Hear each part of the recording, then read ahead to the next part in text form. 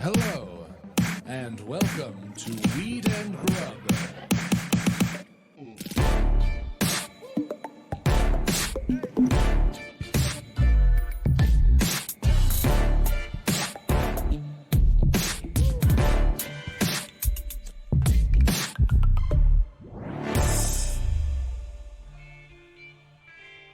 Astro Weed.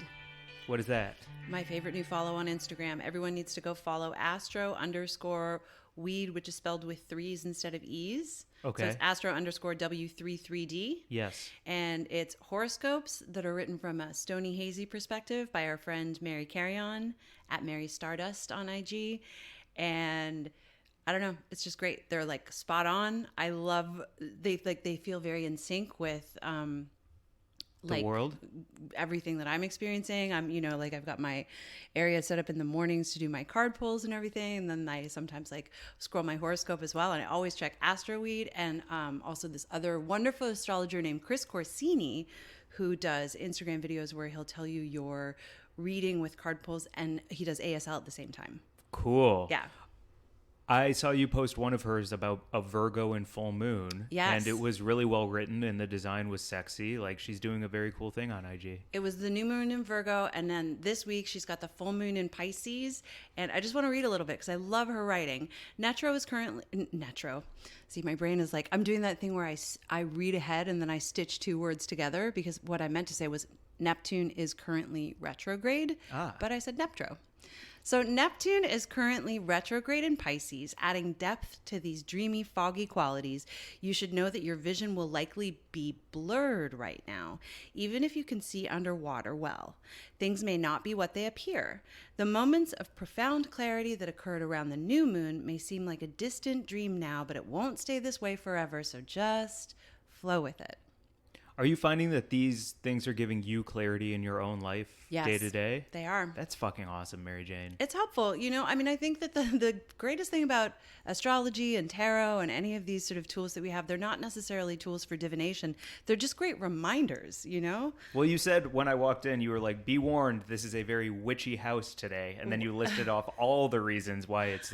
Solstice, full moon, I have my period. That's about as witchy as you can get. That's the triumvirate of witch. It's definitely, there's some juju flowing around here. Yeah. Well, what up, witch Mary Jane? How's it going, Mike? Good. Welcome to Weed and Grub, everyone. This is a podcast about comedy, Cannabis, culture, cooking, calling shit out, and astrology, connection to bigger things. Yeah. And that's what I'm loving about astrology and tarot, is that, it's like, whether or not you're trying to sort of see what may be coming, it doesn't really even matter. It's just a great reminder to take stock of what's happening in the now. And for instance, I did a card pull the other day and I was like, oh, this is a kind of a weird, upsetting card. And then I did a little bit of investigating into it because I don't know much about it yet. So I'm just consulting books. And I consulted a book about it. And it was like, this could mean a difficult person. Right. And I was like, oh, okay. So I'm going to go out into the world today prepared to perhaps encounter someone who I find difficult. And lo and behold, I did. And I was prepared to encounter that person. And because I was prepared for it, I was able to come to the meeting with a bit of more loving kindness and mindfulness and all that kind of stuff, rather than being immediately a bunch of prickles, which I normally would be. I would be like, oh no, that person that I have a hard time with, and I turn into a porcupine. Yes. So really, for you, astrology is a way to start the day, and then if something bubbles up from that notion, it's already in the back of your mind, so now it can come to the forefront and you can make choice on it. It's just a ton of good reminders to stop and think before you act, and maybe consult whatever it is that the stars may hold for you, and that will help you just construct your day in a more mindful way. I'm so glad you found something like this that is just a way to wake up. It's helpful for me right now, I'll tell you what, for being in the now, because I was just talking to my sister's partner, and we were talking about preparing for the celebration of her life. And I was saying it's very hard for me to look at a lot of pictures right now because I can feel myself sinking when I do that. This being in the now is keeping me afloat right now in this time where I think it could be very easy for me to sink into some of the grief that I have that is around me. So this is like a little water wings for that situation. That's fucking awesome. This astrology and tarot and all of these things. Cosmic water wings? Yeah, like God the rituals damn, of lighting candles and burning sage and being outside and all of these things that I'm doing for myself are cosmic water wings to navigate the ocean of grief. I am so glad to get there with you. That's what this is about for me. Yeah. Dialing it in. One sentence to explain exactly what it is to have like a little bit of a cosmic jaunt at the top of the morning. Truly, the world is a very, tricky place, especially right now for almost everyone who is alive. And if you find something that helps you navigate, then no shame in whatever that is. And if it happens to be like, something that's a little woo-woo and maybe something that I think I would have cast some aspersions on at a different point in my life and been like, just go to therapy and talk about your feelings and that's the way to deal with it. But it's not necessarily the only way to deal with it. A little woo and a little magic sometimes can help. For our guest today and myself, Nishant and I, when I was talking to him about how you handle the world, and he was like, weed. So for folks like him and I, like, weed is our water wings. Yes. Anything that helps you fucking live, keep you afloat. Exactly is right. A water wing. Yeah. I'm obsessed with this now. That's such a cool way to just think of the things that work for you. Yeah. So thank you. Little floats. Yeah, because I'm smoking this Woods right now, and I love it. I love it. That's the sativa from a Golden State. Yeah. And our guest, Nishant, is co-founder and CEO of a Golden State, which is just this incredible cannabis company here in California. It was like such a cool time to like catch up with him because right when a Golden State launched, we went to this amazing dinner in Malibu for the celebratory party to sort of introduce the whole thing. Well, that's what a fucking launch is. But anyway, we went to I'm like, let me explain what a launch is. It's a celebratory party to introduce everyone to the concept of the brand. She can't read, but when it's in her own head, she goes way too far, way too long. She uses way too many words for really simple ideas. Anyway, we went to the launch party, and then we got to know Nishant and his co-founder, Simone, and then interviewed them a while back, and then it was cool to like check in with Nishant again. So yeah, and we got the Woods, which is I hadn't had before. It's really lovely. I love it. It does feel like a bit of a walk in the woods. It's got that piney. Well, for me, it's nice like a 2 puff every 2 hours situation, which is all I want because this is a strong daddy. So I feel like if I just smoked it down to the bones, I would not be where I want to be. But 2 puff every 2 hour for me keeps me floating and riding the wave that I need to ride to stay present and get the shit done. Nice. It's like a daytime smoke too. It is like a walk in the woods in the daytime. It's not that nighttime like creepy woods. It's like daytime, cool, awesome, comforting woods with the hush of the wind, and you're not feeling like something's gonna eat you. Yeah, it would be funny if there was a woods and it was mids and it just like made you only think about all the regrets you've made within the last 24 hours. Yeah, and just like something hiding under every log, metaphorically, that's gonna fucking bite and or sting you. That's not this. That's not this. This is a good time in the daytime woods. Yeah. It's Mushroom Day too while we're recording this, right? Yep, 9/20, Monday 9/20, Magic Mushroom Day, which was established pretty recently. We've got 4/20 obviously, and Oil Day is 7/10, and Bicycle Day, which is 4/20, and all these different things. So it's Mushroom better than Day, National Blueberry Day. I'm so glad to have national holidays that have to do with psychedelics instead of waffle cones on August 4th or whatever the fucking bullshit is. It's great. It's to basically promote knowledge around the healing powers and benefits of psilocybin. It's not just about like everybody go and trip balls, man. It's really about like moving toward decriminalization so more people have access to the therapeutic aspects of it, and also just for everyone who loves microdosing or any kind of relationship with the mushrooms like we do. Yes, I do. Yes, love it. I have a friend who texts me every time she microdoses and just lets me know what she's doing, what she's up to, and sends a pic, and it's the best update in the world. That's sweet. Yeah, I like when somebody's on drugs and they think of me. Isn't that nice? It feels really good. I think that's like a top reach out for me. A drug check-in, a high check-in. Yeah, thinking of you, and I'm so happy right now. It's so, That's a nice check-in. I actually just had one because it's Magic Mushroom Day. I reposted that video that I made for Scapegoat Carnival, The Prophecy. I did a Primordial Prophecy, which was a short sort of psychedelic video about a woman who drinks mushroom tea. that we filmed at your apartment. Thank you. You're welcome. And our friend Earth shot and edited it and did an amazing fucking job. And I just reposted it. And our friend Mason on IG reached out and was like, I'm so fucking high right now.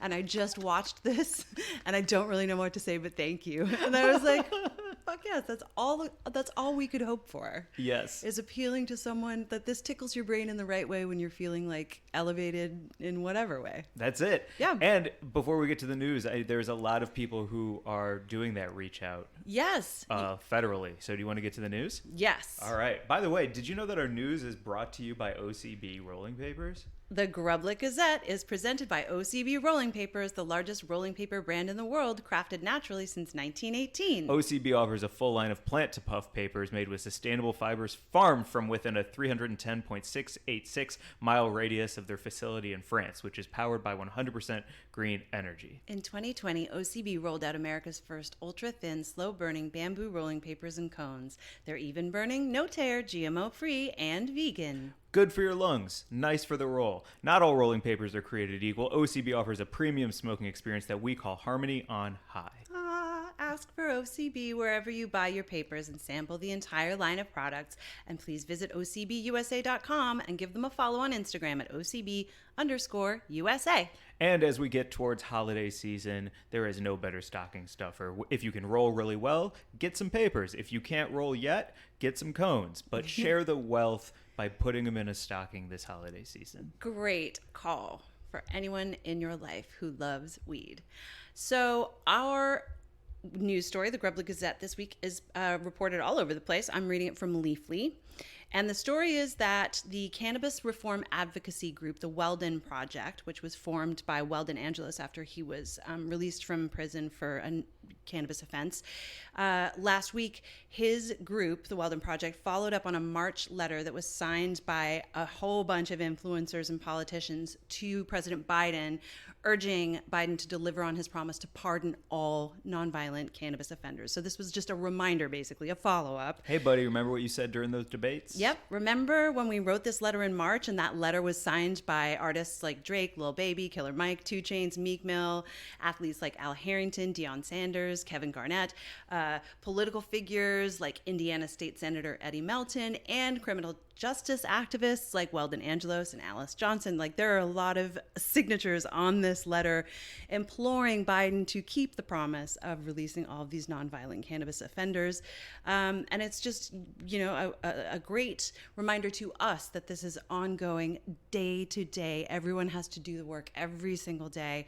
This event, this reminder event, was basically like an online sort of a virtual conference that was moderated by our friend Mona Zhang over at Politico. Hot episode dropping soon. Yep. And that's the story. It's just, people out there doing the work to force people to never stop thinking about what's going on, which is that there are people in prison while other people are profiting.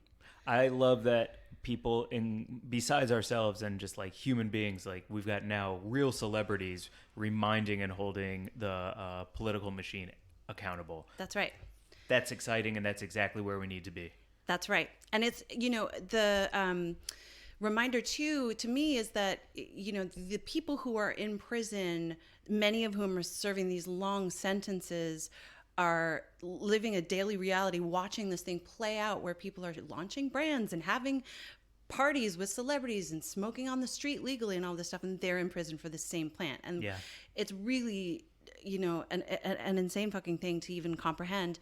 And it's hard to imagine what you can do if you don't have money. So I wanted to mention, we both wrote a letter through the Last Prisoner Project's letter writing program. You can start correspondence with some of these people who are incarcerated, and it's just an awesome way to like brighten their day. You want to talk about a positive reach out? Mm-hmm. This is what that is for somebody else. Yeah, just letting people know that you're thinking about them and you're thinking about what they're going through. And there are very specific rules. It's actually really interesting. You're not allowed to use... Like how to get a letter into a prison. Yeah. Okay. White paper only, no glitter or stickers. You can't use like crayon or marker. You can't use like perfume, for instance. You can't make a homemade greeting card. They will just stop it and it won't get to them. But all of the information is online, and you can just go to to thelastprisonerproject.org, and they've got a section under partners that is their letter writing program, and it gives you ways to participate. You can order a letter drive starter kit, and it gives you letter writing prompts, you know, sort of like how do I talk to someone that I don't know? Right. What can I say to them? You know, and it's just a really great way to reach out, especially if you don't have ways to contribute financially, or you're, you know, not in a place where you can like give the time to volunteer. Like, just take 5 minutes, write a postcard. That's beautiful. Yeah. And important. Yep. Man. Well, do you want to go from letter writing to Buds of the Week and Sure. just dive right in? Let's do it. Cool. Okay. Do you want to go first or second on BOTWs? I can go first. I have a great Bud of the Week because our Bud of the Week wrote into us. And so I just want to read her DM. It's Lizzie Bones, whose Instagram handle is @Lizzie_Bones. And Lizzie wrote to both of us after she included our Delta 8 Splainer episode on our Patreon in her story this weekend and tagged us. And I just said, thank you so much. And she wrote back and she said, thank you. I live for the information and the conversation. I spend a lot of time snapping my fingers and yelling back to my speakers every time I listen. Every week, I finally get to hear people having the conversations I'm trying to pull out of people all the time. It might be very gushy, and I really have never thrown this term around, but I idolize what you guys do, and I'll always take a moment to make that known. Lizzie, that Dang. like made my day. You know, I think anyone reaching out to say anything nice anytime is always going to be a great thing, but that truly like hit me in a kind of like a vulnerable place, because I think, you know, when we make this podcast, like that's exactly what we're hoping for. So thank you. I'm feeling gushy, and you're my Bud of the Week. Dang, that means so much. Mm-hmm. My Bud of the Week this week is Curtis Cook, who is @CurtisCookComedy on Instagram.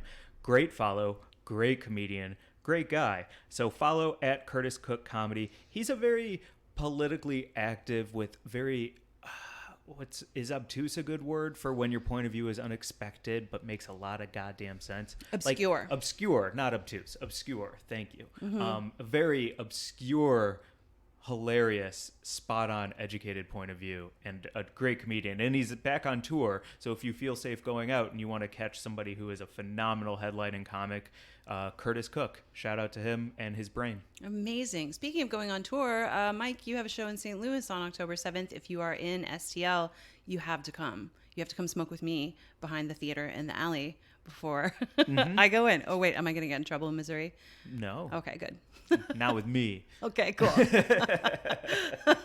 Come get arrested with me in an alley in Missouri right before Mike's show and really fuck his whole life up.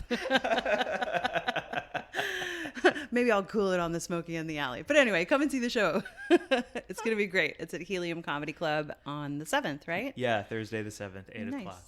Can't wait. Yeah. Do you want to get to our VIB, our very important bud? Our very important bud, Nishant Reddy, was just the best hang. Like, so knowledgeable and warm and wonderful, and just like the kind of person that you want to talk to for ages about everything under the sun. But we got to talk to him about like the state of cannabis in 2021 and more. Sustainability. Yes. Which is huge. I mean, when I took this Woods pre-roll out of this package and I knew that it was also sustainable packaging. Yeah. Come on, yo. Yeah, the ethics and morals of business, which is, you know, really amazing. One of the points that he made right when we were sitting down to record was that all of Satya Capital, which is the investment firm that he is the CEO and co-founder of, as well as the Golden State and all other companies under that umbrella, are all carbon neutral, which is pretty incredible. No carbon. Carbon neutral. Zero carbon. You heard it here first. No, carbon neutral. Anyway, it was a great conversation with Nishant, and I think we should check in with Nishant every so often just to see, because he's got such a great vantage point as someone who's involved in the biz. 100%. Thank you for joining us, and without further ado, here is our interview with Nishant Reddy.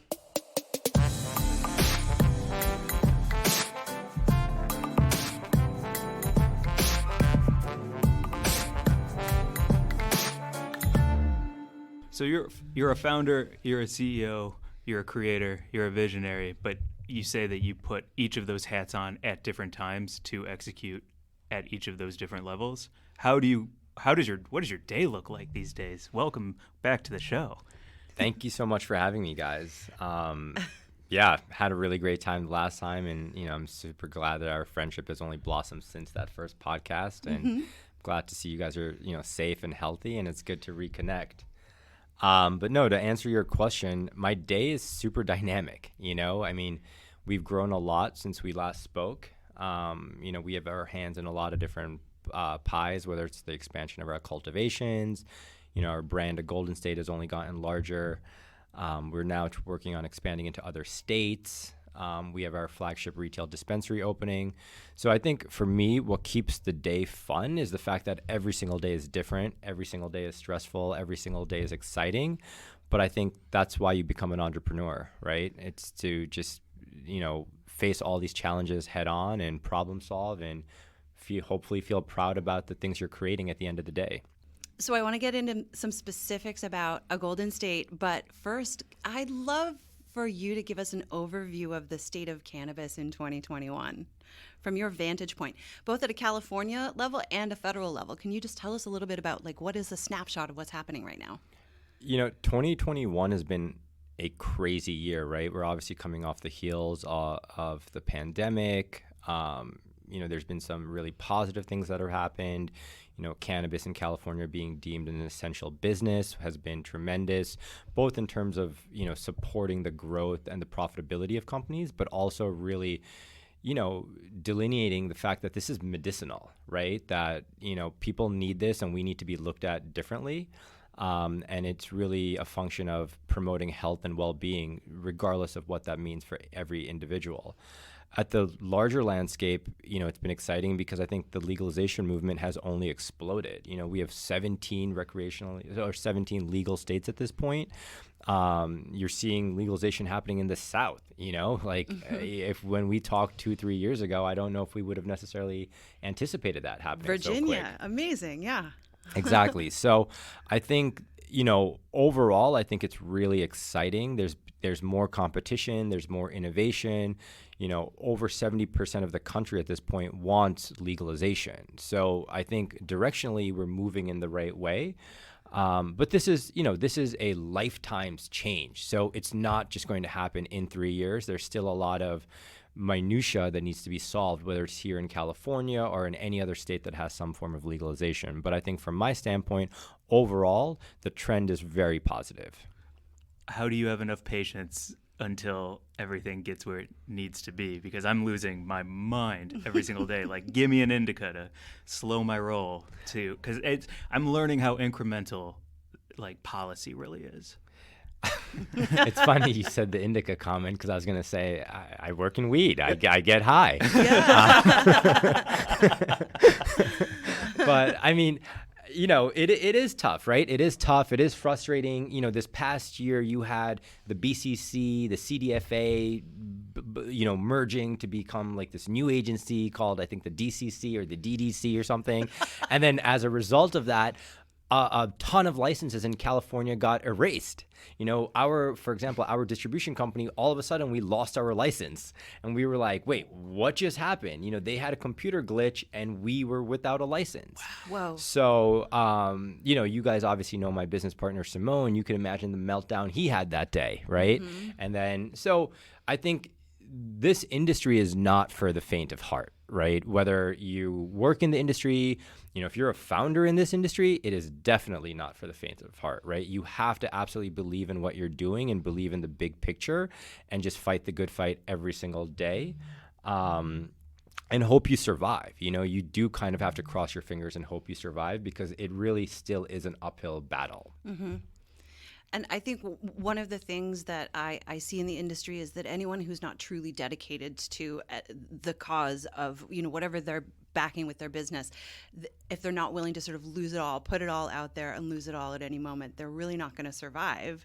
What is your drive? What keeps you going in the face of all of that craziness? I think, again, from the time I first met you guys, I don't think much has changed in terms of my drive. I love what I do. I love cannabis. I think the three of us connected on that originally and have since connected on it many, many times.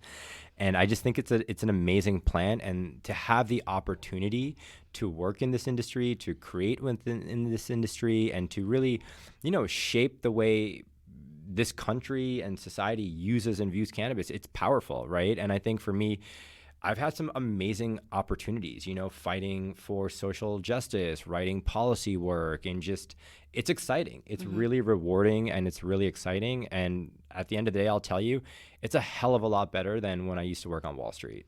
So, there's not a single day that I don't wake up out of bed and I'm stoked to go to work, regardless of how frustrating or challenging the day might actually be. Yeah. I have to imagine something like Wall Street teaches you a way to look at money, power, and goals that maybe the rest of the world doesn't have that same viewpoint, because you could lose it all every single day, or you could like triple up and just really have a wonderful Monday. It's got to be a wild like frame of mind to like have it inside your engine. It's super manic, right? Yeah. Like it's super manic. And, Simone and I often joke about this, that we never really have the opportunity or take the time to pat ourselves on the back for the wins, because you're always caught up in the stress of what you're trying to do. Like, again, the BCC and the CDFA merge and suddenly you lose your license because they made a mistake. And now, like just crazy stuff like that. Or for example, we have a new cultivation we're trying to open up north, and all of a sudden the local city says that they will no longer let us have a partial C of O. When this entire build process, they were like, you can have a partial C of O. We've historically done that.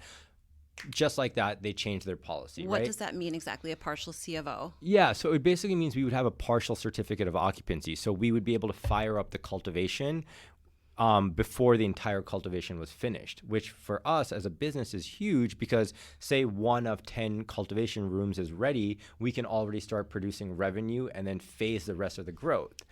But, we deal with these type of, policy changes that just kind of happen. They're not... There's no like rhyme or reason as to why or what drove the change. And when you call them out on it, the answers you get are like, oh, we're just worried that the state might say something, but they're not thinking about how does this impact this business? How does it impact the employees of this business? Like, you're taxing us, but you're not actually supporting us, right?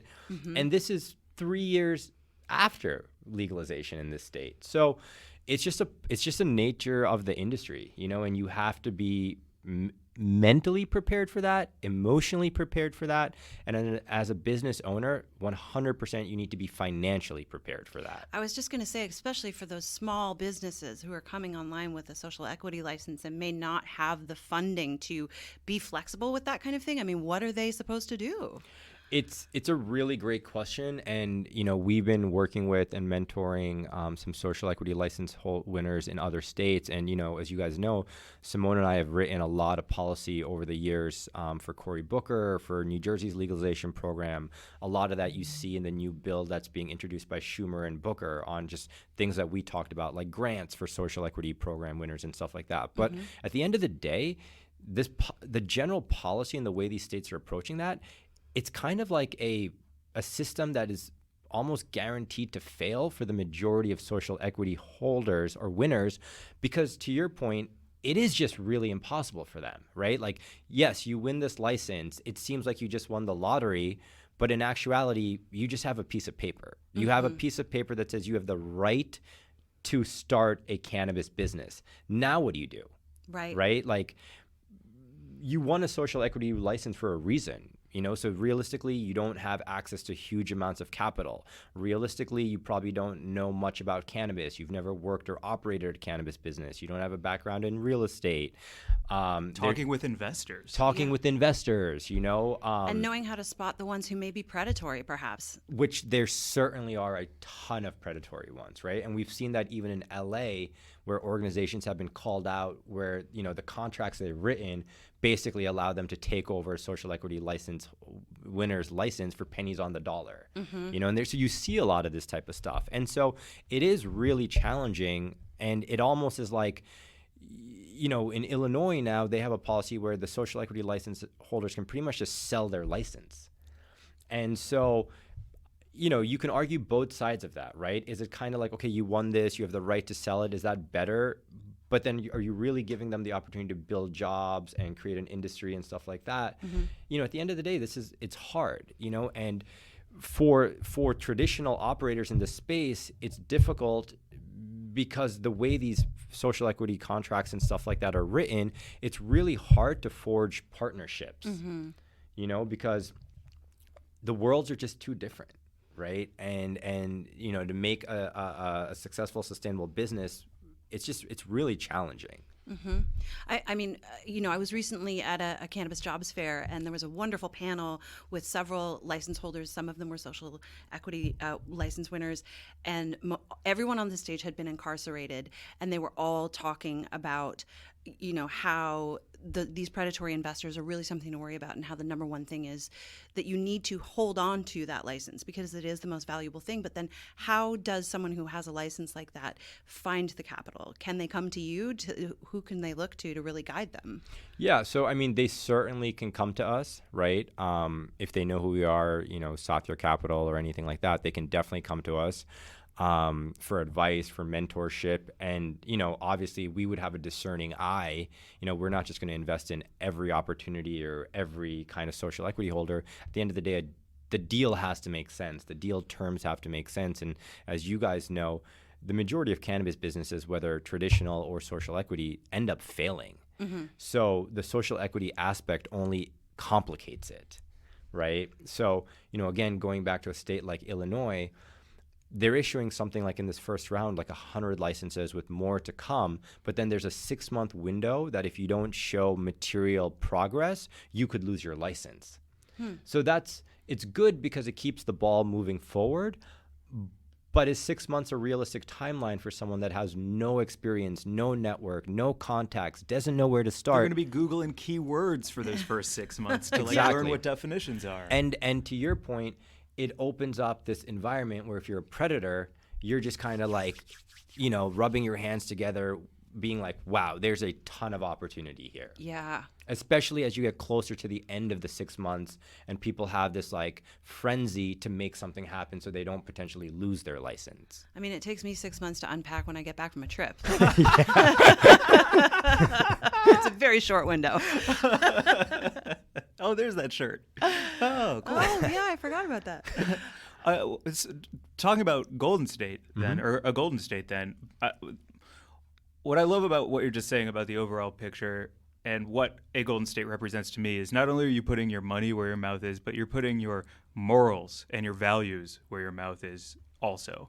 So it's for me, it's kind of beyond reproach because I'm just like, yeah, but what about the environment? And you're like, we got that. And I'm like, yeah, but what about policy? It's like, we care about that. Like you care about big picture things that will keep this train moving in the right direction. And I just want to, it's not so much a question as much as a thank you, I guess. I appreciate that, man. Like that means a lot. And like, you know, for people that don't know, we're a minority owned cannabis business, right? Like there's not many in the cannabis industry, let alone many that are as commercially large as us and profitable, you know? And so it's kind of a unique situation to sit in. And as a, you know, person of color, a lot of these things are very near and dear to my heart and personal passions of mine, right? You know, and so what I've learned from my own journey in life or mentors or other business leaders I respect, like the founder of Patagonia, you can do all of these stuff and have a profitable company if you care to do this stuff, right? It's not like you can't. So we made a decision day one that this stuff is core focus to us, just like producing the very best cannabis in the state is, and we're going to figure out a way to do both simultaneously.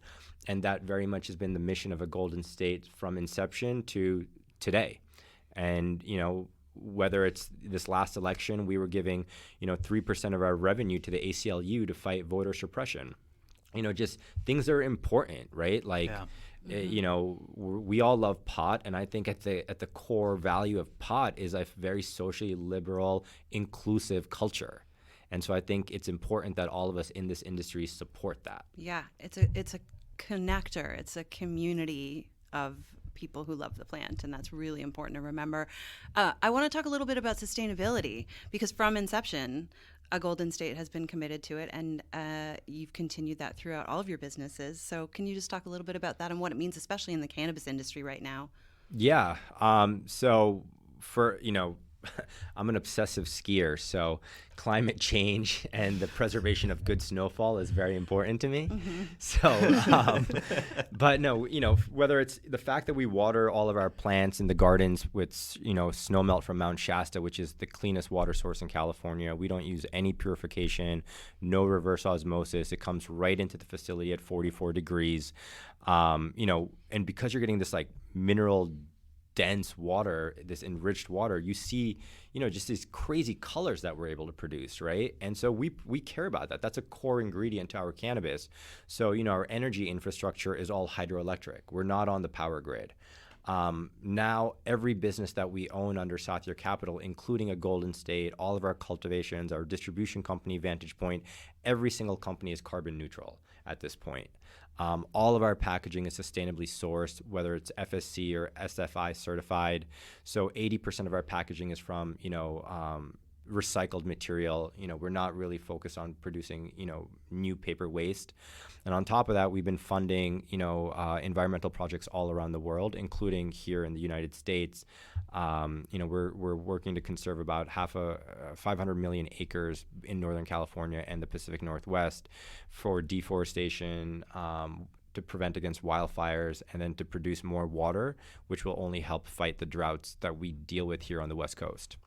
Those fires were brutal this year. Did they affect your facilities? So, and it's a great question. And, again, a lot of this is very near and dear to us because this year we have been fortunate, knock on wood, but it was 2 years ago or 3 years ago when the car fire was there. It was, a mile and a half, 2 miles from our facility in Shasta Lake, and it's devastating, and just even as a business owner to feel that level of helplessness and just feel like, you could just lose everything, right? And you can't stop this thing. And then, every year since then, it's been the biggest fires that we've ever seen, and then the biggest fires that we've ever seen. So we're very sensitive to this stuff. And so everything we do, we try to give back to just help those around us. And I guess, really have a communal approach to the business. When a cannabis brand approaches you about being an investor, what do you look for in the company as far as sustainability goes, or as far as their commitment to sustainability and environmental sort of impact? First of all, like whether it's an individual investor, another company, or another investment we're looking to make, core values have to align. Right. And so things like we just talked about, sustainability, social justice, a focus on quality, is there inclusion or diversity in the workplace? At our companies, the majority of our management is actually female, so it's just we have a very modern way of thinking about things. And so we believe that, again, that's core to what I believe is cannabis. Like my experience as a cannabis consumer over the last 30 years of my life or whatever it's been, that's the influence it's had on me. It's been very positive, inclusive, socially liberal, so I want to do deals like that, and I want to work with people like that. And I think that's exactly what instantly made me connected to you two when we first met. So important. Thank so you. important. Also, what's in your headphones when you're skiing?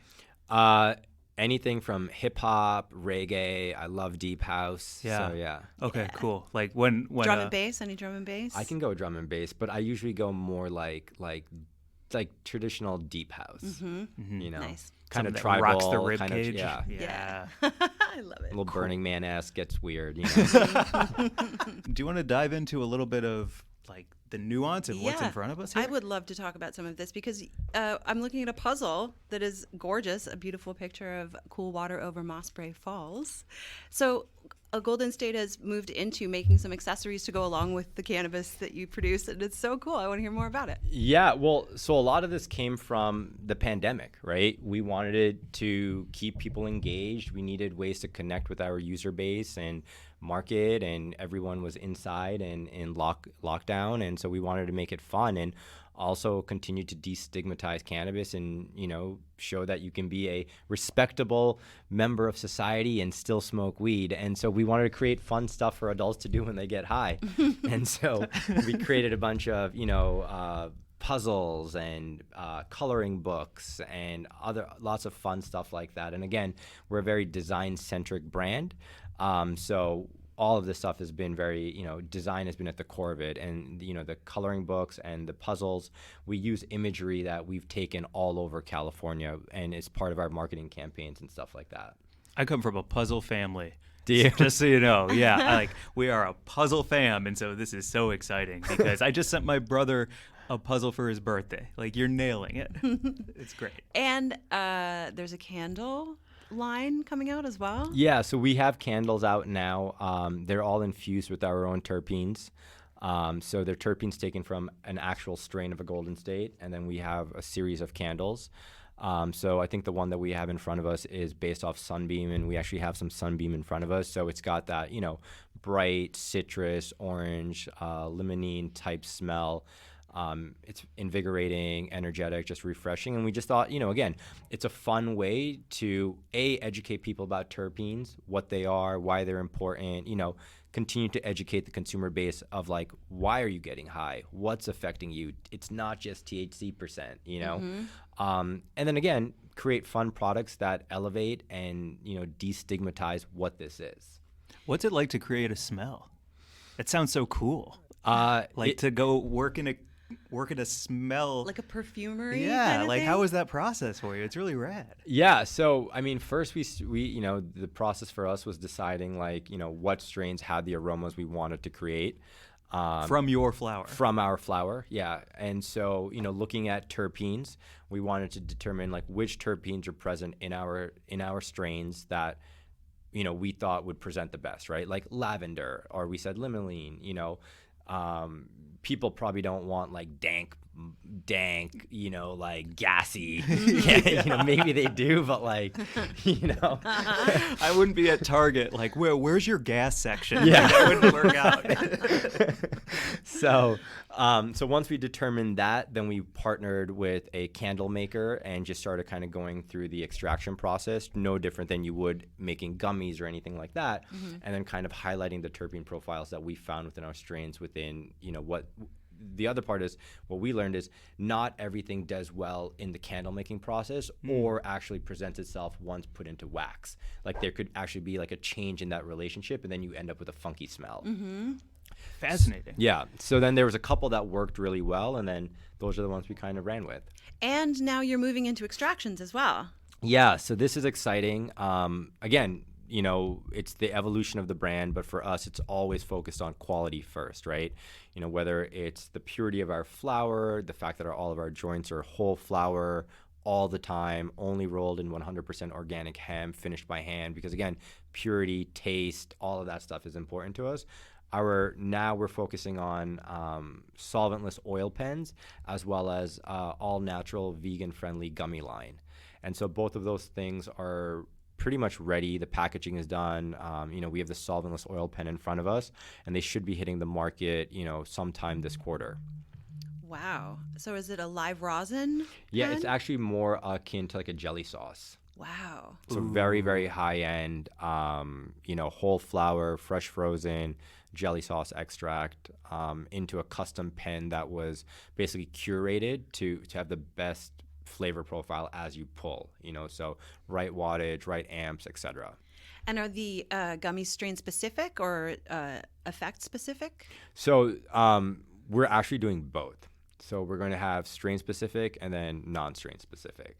Awesome. I am such a big fan of gummies for sleep right now. It is just everything. So I'm really excited to try those. Yeah, and we are too. And we just see, again, COVID being a factor of this. You saw during the pandemic, or, I guess we're pretty much very still in the pandemic, but the data really showed that, gummies shot up to the number 2 consumer class in the state, and so a lot of that, I think, is driven by people didn't necessarily want to consume, right? When we have a respiratory virus running around. And then I think a lot of newcomers to cannabis also wanted a form that they were more comfortable with, and gummies and edibles allow that for them. And so we kind of noticed that data. And so then for us, it was just pursuing, forms that would allow people to partake and enjoy a Golden State that didn't necessarily require combustion or vaporization.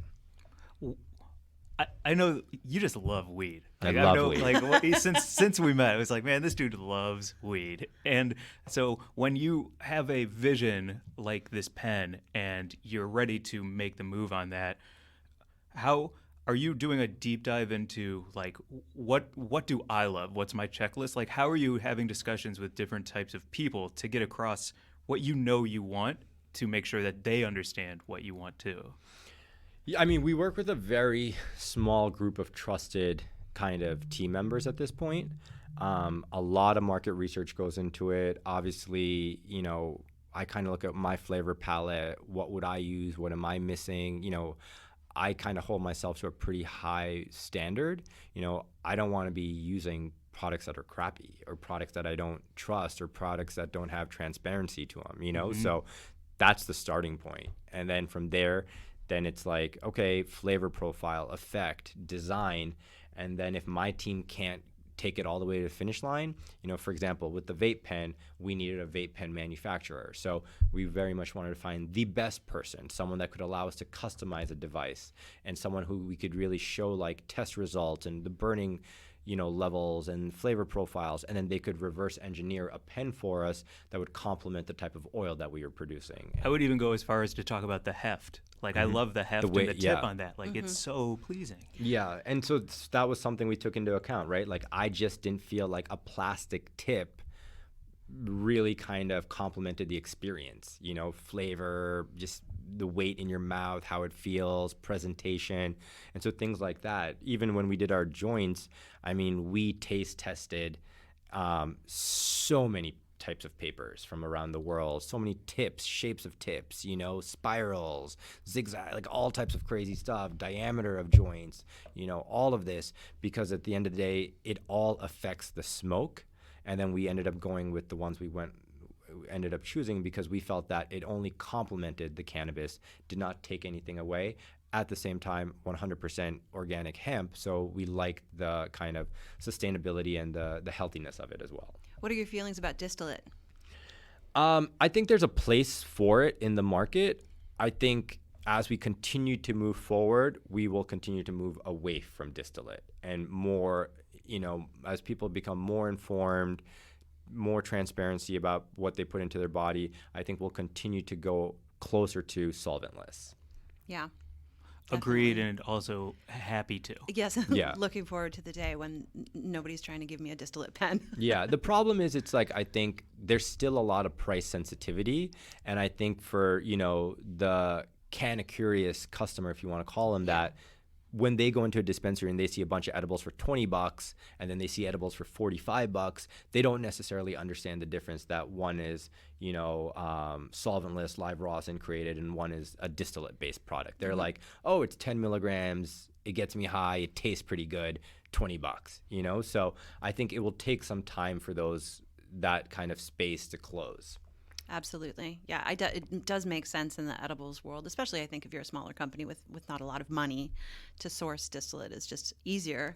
Totally makes sense. Way easier. And then what if you like your distillate brand blows up and then you can take that money and like put it towards maybe a better product? Well, like what a great like opportunity to I mean, use. I do see some brands that started with distillate and they've moved now towards solventless. So yeah, it's happening.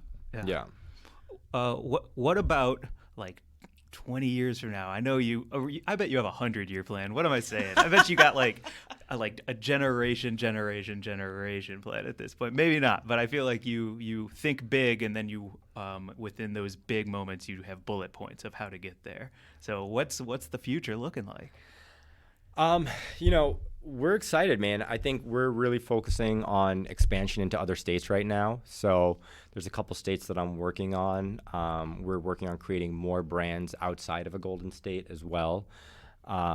Because again, I've always believed that the premium cannabis experience should be something that everyone can participate in, and you shouldn't be excluded based off price. And I do recognize that a Golden State is a pricier brand because of what goes into it and the quality, but there's opportunity for us to create other brands without sacrificing quality, and there's ways for us to bring the cost down. And so it's expanding our offering from a brand portfolio. It's expanding into other states. You know, 20 years from now, I think we should have legalization, right? So I very much think there's going to be a demand for California product to be shipped, you know, across state lines into other places, which would make our expansion a lot easier. You know, one of the things we struggle with is if somebody brings me a licensing deal and they're like, hey, we really want to bring a Golden State to Oklahoma or Ohio, there's no way that I can guarantee the quality, right? Like that's a major. Is it because of travel and regulation state to state that it's gonna muck up your Yeah, the problem is it's like we couldn't ship product, right? So whatever we do would have to be done in their home state. I see. And so if we don't have total control of that infrastructure and our team there and all of our genetics and our SOPs, there's always a room for slippage and then a decline in quality, right? And so it's easier for other brands to potentially do that. For us, it's definitely a hurdle. So I think in a 20-year plan, hopefully legalization happens before 20 years, or at least transportation across state lines, and that would allow us to continue to expand and push and, you know, share what we do so well here in California with people in other states without having to build an infrastructure from the ground up, because as you guys know, it's costly. You know, it's some of these states, it's hard to win licenses, and then it doesn't always guarantee a sound business. Right, because every state is different. Taxes are different. Operating costs are different. Yeah, growing conditions are different. The Exactly. genetics that are available to you are different. It's state to state. Yeah. Well, we've talked so much about weed. We got to talk a little bit about Grub before we go. How has your pandemic been? Have you been cooking a lot at home? Have you been experiencing like new ways to make your mouth happy? Yeah. No. So I don't know if we talked about this last time, but my wife is like a recreational chef. So I've been spoiled in the fact that she's been working from home, obviously, during the pandemic, and has had time to jump back into, you know, her culinary skills, if you will. And so, yes, I've been spoiled and I've been eating well. You know, it's been nice to just kind of be at home and cooking a lot of meals together and not being on airplanes and traveling and, you know. What about vegetables? Are you a fan? Love vegetables. Really? Love vegetables. Okay. I need greens, man. Do you not like vegetables? I'm growing to love them because I'm eating so many of them right now. I'm like, it's not so bad. Like, that's all right.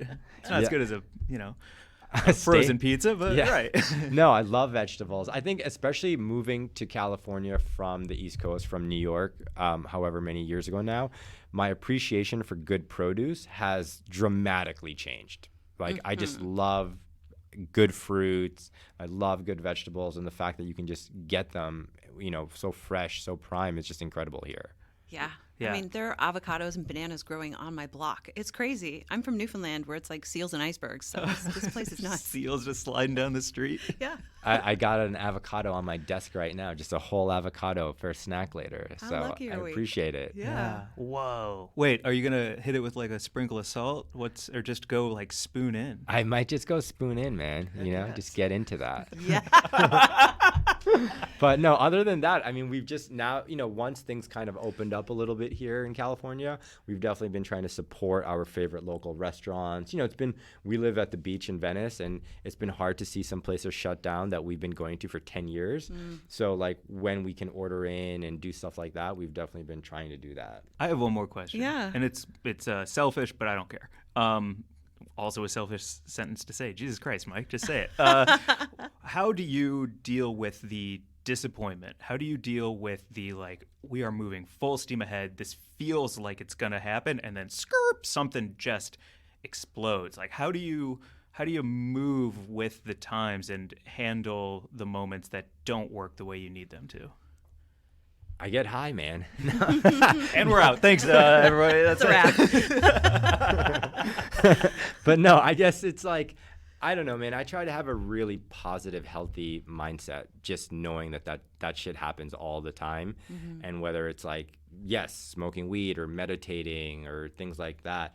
I particularly am really into like guided journeys, you know. I'm a believer of psychedelics and stuff like that. So I think I just try to constantly invest in myself so that I can sustain the ups and downs, whether it be business or life, and just kind of maintain like a positive vibration, and just know that some days are going to be great and some days are going to be shitty. But like, if I'm working on myself to maintain that positive vibration, it will allow me to sustain it and just kind of get through whatever gets thrown at me. Man, do you do public speaking?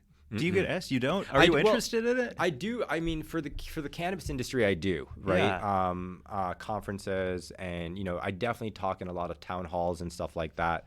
I think, again, being a person of color, as states look to open up, and if we're looking to go to those states, I definitely try to put myself in, you know, inner city communities, minority communities, because a lot of times that's where Simone and I want to open businesses because we care about creating jobs and stuff like that. You know, like in Jersey, we're trying to open up in Newark.